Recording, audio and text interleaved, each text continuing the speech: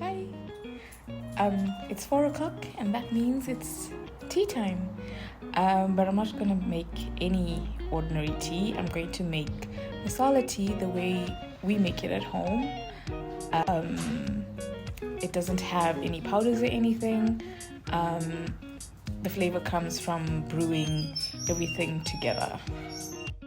So first up, I've got cardamom pods. I've got 7 of them in here, which I've pounded a little bit in my mortar and pestle, tiny little mortar and pestle. And then I've got some cinnamon sticks here. They're about 2 centimeters in length. I've got a few pieces here, about 5. And in this little teaspoon, it says 1/8 of a teaspoon, I've got some white pepper, but it's actually half of that, so I guess it's 1/16 of a teaspoon.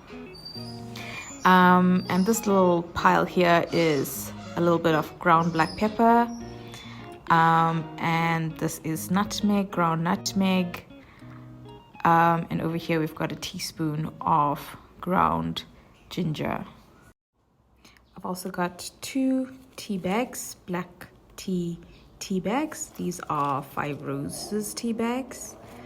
And then you'll need some milk, tea strainer, and your mugs. So the rule here, or the general rule, is half water, half milk.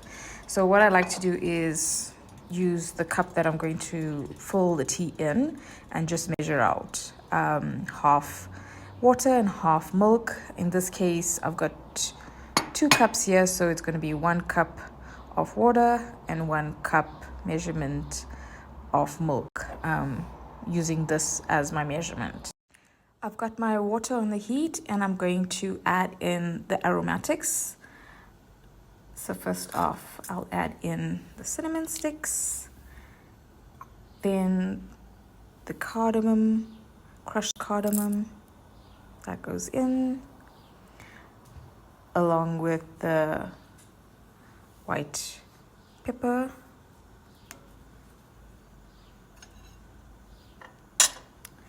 and the ginger, nutmeg, and black pepper. Here you can also add in some chopped mint leaves, or a little bit of sliced lemongrass. I wouldn't add the 2 together. It just depends, like if you want something a little bit uplifting in the morning, mint is really good for that.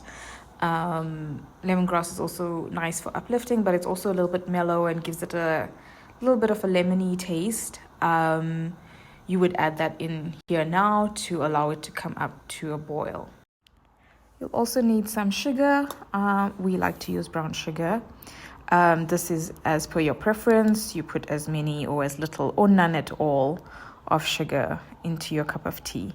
I usually like to add the sugar in after I've added it to the cup. That way you can control how much of sugar you want, and then it's easily dissolved while the tea is hot.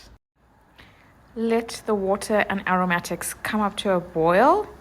You can stir that in. I like to let it simmer for 4 to 5 minutes just to let everything infuse nicely. So you can play around with the flavors. If you like more cardamom in your tea, you can add more cardamom.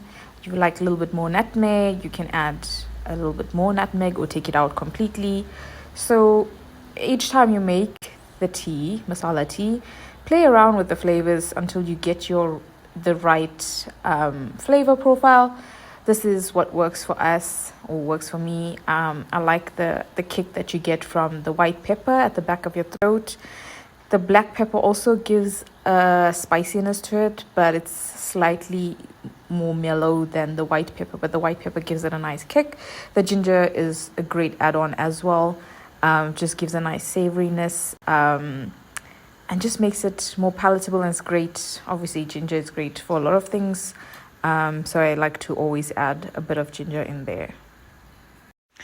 After 5 minutes, you put in your tea bags and allow that to steep for a bit. Next, we add in some milk, and you allow that to come to a boil. Not quite sure how to describe this color, but it's like a light tan beige color. That's the color that you're looking for.